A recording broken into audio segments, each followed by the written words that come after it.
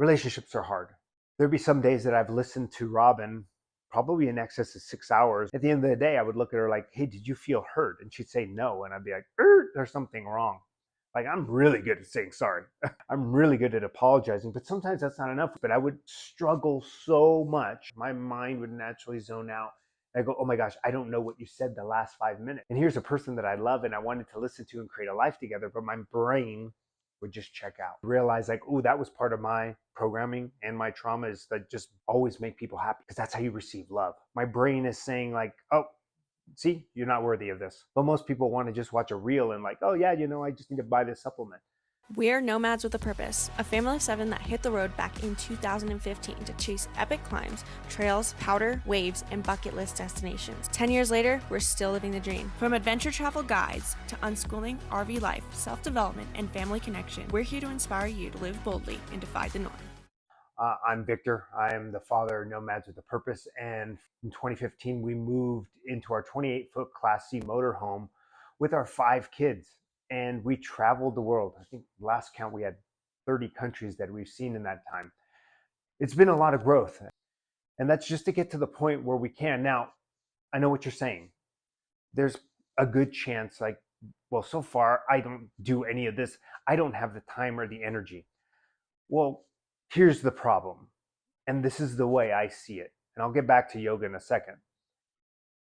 How much is it going to cost you if you don't work on this relationship? I have a few people that I've worked with through this, and I said, look, you're never going to be rid of this person. You guys have children together. An example of this. He or she's always going to be part of your life in some way, shape, or form. And in truth, do you still care for this person? Great. So why don't we do all the things because it's going to be work one way or the other. And to me, now I'm just at a point where, I'm going to put the work in because it's important to me. And if you happen to be at a spot in your relationship where neither of you care enough to put in the work, then that's the way that cookie crumbles. I understand, no judgment. These are just things that I've done that I think help a lot of people. I've been with Robyn for 30 years and relationships are hard. So this video is about all the steps. I was actually sitting in the sauna with Robyn yesterday and I started to talk about like, man, this is no joke. The number of things that I do to come into this relationship ready to communicate, connect, improve, be the person I want to be. This is why people struggle. So I'm here today to just kind of share the things that I do, hopefully some stories, and maybe you can gain some insight on what it might take. So I'm going to share with you my 10 favorite things plus one bonus thing that I have done to help my relationship over the last 10 years, probably even before. Now, some of these habits will seem quite simple, but there's a little nuance to each one of them, which we have to put, and I'll tell you where I started and where it's gone to. So an example of this is number 1, I work out. I'm a strength and conditioning coach and injury rehab specialist really for the last 30 years. And while you might not be a person who generally works out, lifting is one of those things that has always been at the center of my world. In many regards, I was doing it for many of wrong reasons in my late teens and my early 20s. I was literally challenging myself to be as strong as I could. So clearly, as we come into a relationship, that has changed a lot. I had to learn, in many regards, to leave something in the tank. I used to come back from a long day of work. This is while we still had our brick and mortar, and it was incredibly challenging. It was working from 6 a.m. to about 7 p.m. I'd walk in the door, and I felt empty and drained. Now, I did have time to myself during that day, but I would usually exhaust myself in that lunch break to go train extremely hard. And so my wife put it simply. She said, hey, it's like you're a pie. And at the end of the day, you just have to make sure when you walk in the door, you have a slice for your family. Now, while that's a very overly simplified version of how things work, a lot of times workouts need to provide us a boost. The vast majority of men, particularly that I work with, are struggling with borderline testosterone. You can see it across with the popularity of testosterone replacement therapy. But think of it this way. If stress is extremely high in your work, you have a high cortisol. And if you add a ton of stress in your workout, yes, you will get good growth hormone, but you can also have a huge boost in your cortisol as well.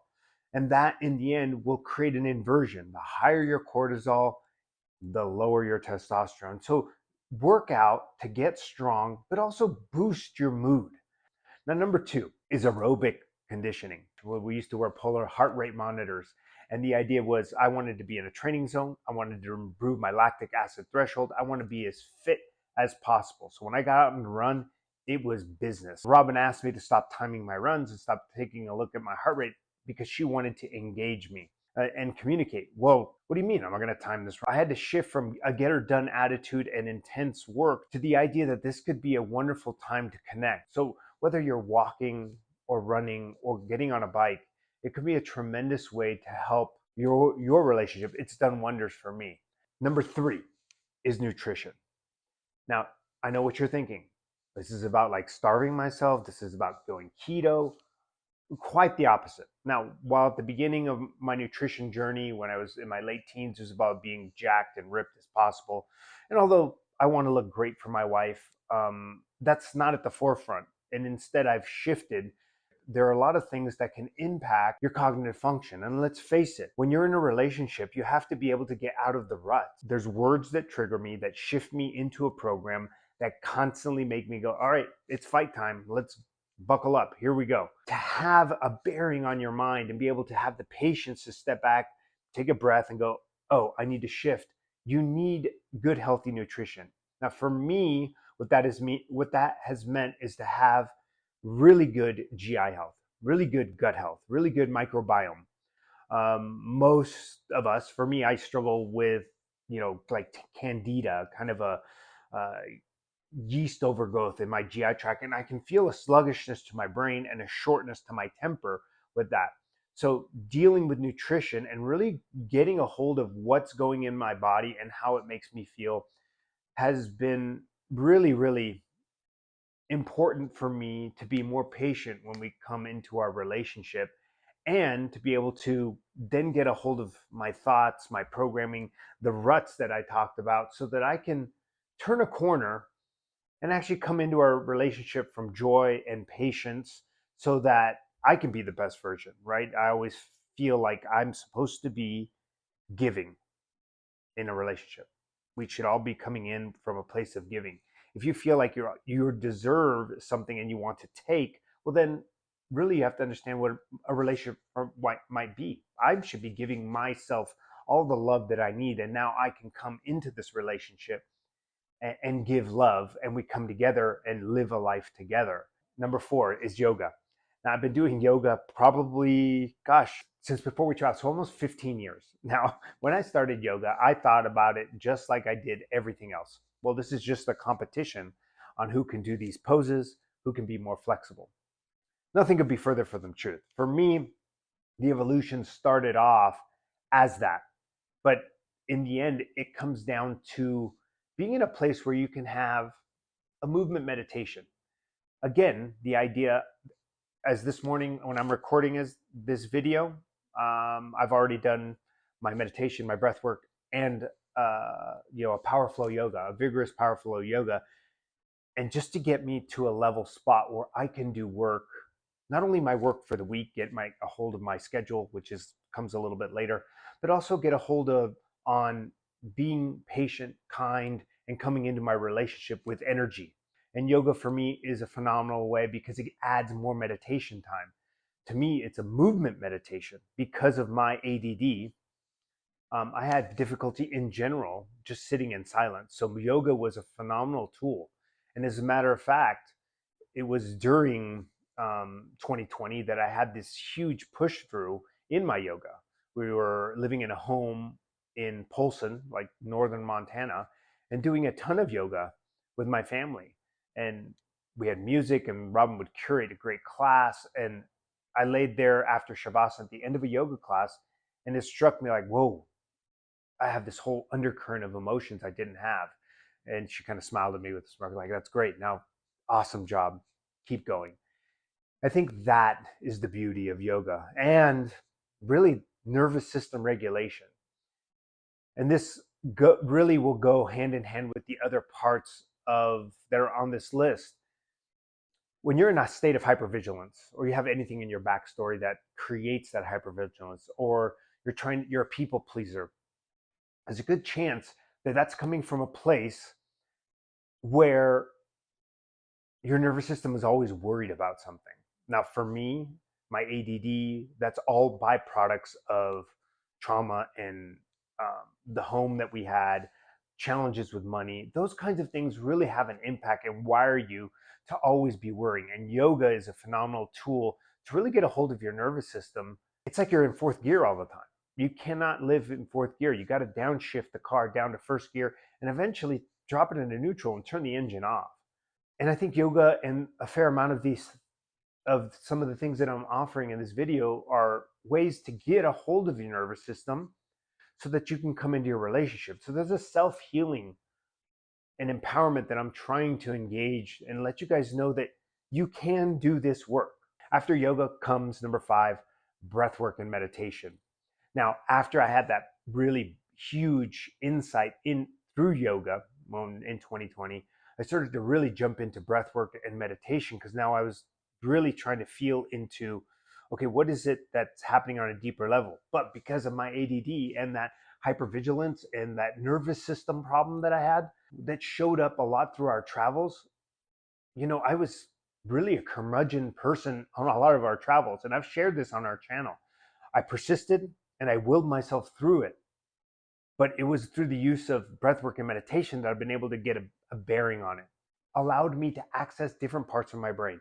Now, if we're in a relationship, what part of the brain you want to be in? I was in like a fight or flight, put your hands up, ready to go attitude. Now, while it might be great for jiu-jitsu, even weight training can shift us into that fight or flight, but we cannot live there. And if we're really working on developing our relationship, we really can even communicate from those spots. So breathwork and meditation have been huge for me in the way that it allows me to kind of observe myself and go, I want to be this person.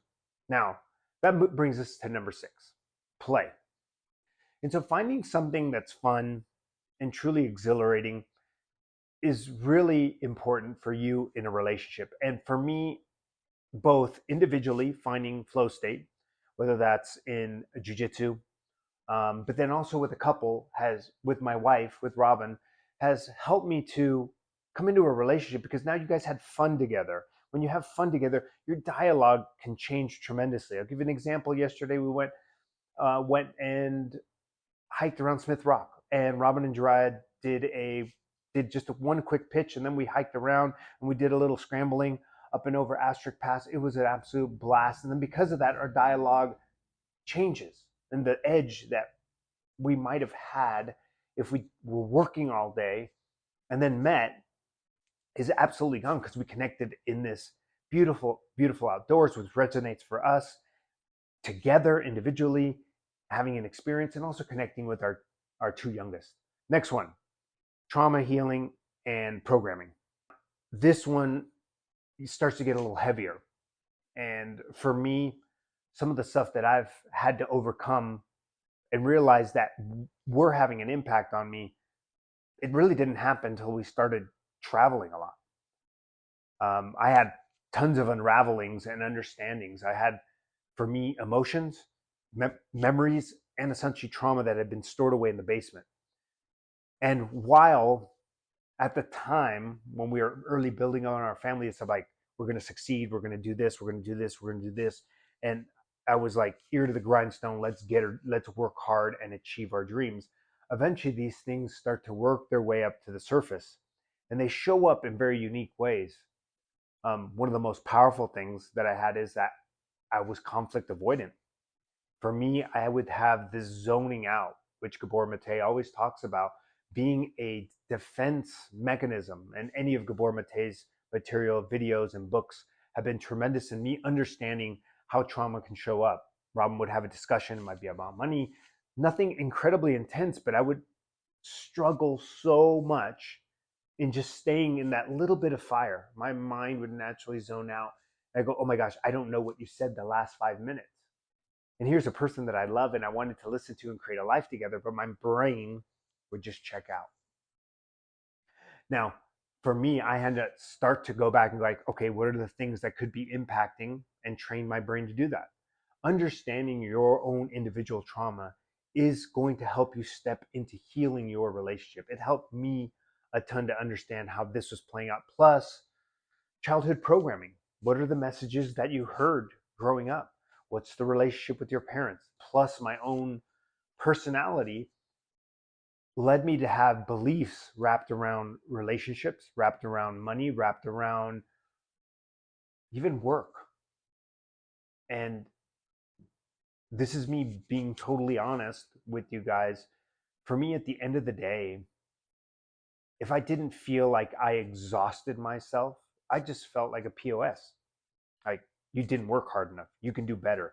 The negative self talk that I had, that inner critic, was not doing me any favors. And that was a little bit rooted in some of those childhood programming.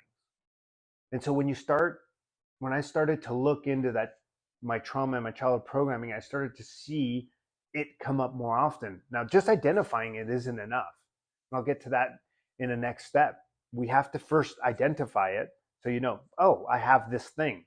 But it's really empowering for me to go, oh, this is to be able to go finally go, oh, this is playing out. Yes. Now what do I do? All right, moving on. Number 8, schedule. Now, this sounds overly anal, but in the end, we have a beautiful, amazing, large family. And in order for me to start, at this point, to start really getting a hold of our relationship and improving it, I have to have scheduled meetups with Robyn that are to the point like, this is what we'll discuss.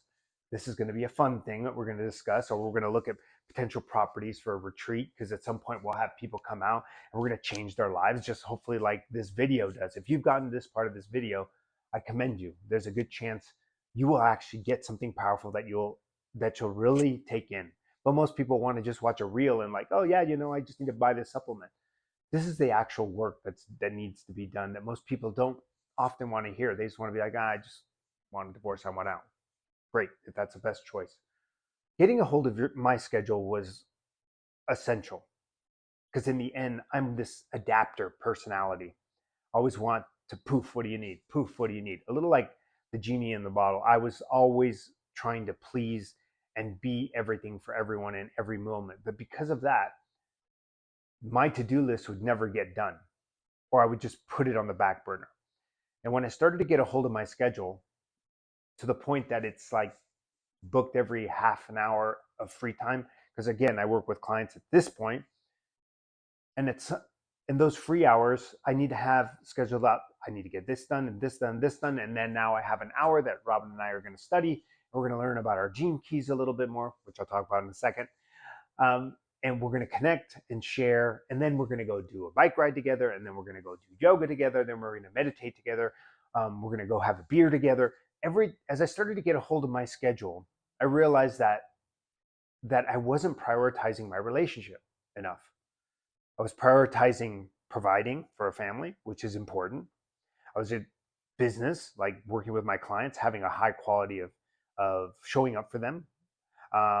I'd show up in social media as best I could. I would getting a hold of my schedule also made it so that I knew exactly what I was going to eat, when I was going to eat it, which sounds incredibly anal, but this is where we're at. If you have a business, a family, children, you have to get a hold of your schedule to the point that you're putting in. And what that means is you start looking at it first and going like, well, how much time am I spending watching TV? Which I don't do anyway at this point. If I do watch something, it's planned. But like social media, I found myself, if I'd work with 6 to 7 clients a day, I would sit on the couch and just scroll for a half an hour. Well, that half hour could be used recharging in a different way, because in the end, I would not feel good anyway. I might have caught up on a couple things, but usually it was a depletion. So really going over with a fine-tooth comb what is necessary for you to get that shift in your relationship, for me, was essential, right? And so while I love sports and watching sports, I really found my first schedule change when I was like, well, I got to let go. I used to sit around most Sundays and just watch football. Well, I really don't want to do that. It never made me feel that good after at this point. So I much rather watch the highlights, really just narrowing it down, like what's important and what's not, discard it. All right, number 9. And this is where we get into a variety of profiles: astrology, gene keys, human design, Enneagram. And this is all about what Robyn and I will call soul coding, or how you're wired, the universal fingerprint. Having a deeper understanding of yourself and what journey you have, for me, has been critical in improving our relationship. While we're all individuals, for me, for example, understanding that I might be a 4, recently it was very insightful in understanding that I might have been in unhealth and just acting like a 2 all the time, and trying to have that martyr complex, and knowing that that's naturally wired into me allows me to then do a little studying. So for me, daily, I study some part of who I am 30 minutes a day. And that's helped me a lot to, first off, give myself a little space and go, hey, treat yourself with a little patience. This is who you are. This is a little bit of your coding, and some of it you can work with. And the fact that you can work with it has really given me a chance, like, I got a shot at this and I'm going to figure this out. So understanding any and all those, and gosh, in this family, we're basically a family of coaches. We have couple amazing programs, which we help you, and I'll talk about later. All right, number 10 is communication. Now, I'll tell you what I thought communication was. And it actually was shocking, because I consider myself a phenomenal listener. But listening isn't just hearing. Listening is also like handing a ball back and forth. And communication is like passing a football back and forth. There'd be some days that I've listened to Robyn probably in excess of 6 hours while she's told me like the challenges she faced. At the end of the day, I would look at her like, hey, did you feel heard? And she'd say no. And I'd be like, there's something wrong. And a lot of that can come down to, if you have a partner, you're struggling in a relationship, it's like taking what they have and just saying, so this is what I'm hearing. Use that small term. So this is what I'm hearing. Repeating back at some point a little bit of what they said can be critical, because they'd be like, no, that's not what I was saying at all. Oh, okay, so I didn't understand. And so just the idea of that communication is like passing a ball back and forth, as opposed to just letting someone rant or talk the whole time without action. Although things are happening in your mind, again, people aren't mind readers, although they can feel into frequency, and your body language says a lot. It's important to kind of go back and forth with the communication, or even come into communication, a talk, and be like, hey, what's the goal of this talk? Well, the goal is to come up with a decision as to what we're going to do about the tree we got to chop down, whatever that is. Coming into a communication strategy with the idea of like, what's the goal? And are we just going back and forth naturally, or are we just talking casually about our favorite books right now? And just going back and forth and making sure that people feel heard. All right, now that leads me to my last and final objective. And this is the bonus. And really what all of these things come down to. I've given you 10 things that I've done recently. If you've gotten this part of the video, I commend you. Relationships are hard. They're even harder in our modern world. And if you're in it and you're at the point where you're just so frustrated, you've done everything, you've spoken to everyone, I feel you. We have been at the point where we're like, this might not work. We might, but I tell you what, when I sit in silence and go, close my eyes, I'm like, no, this is the person I want in my life.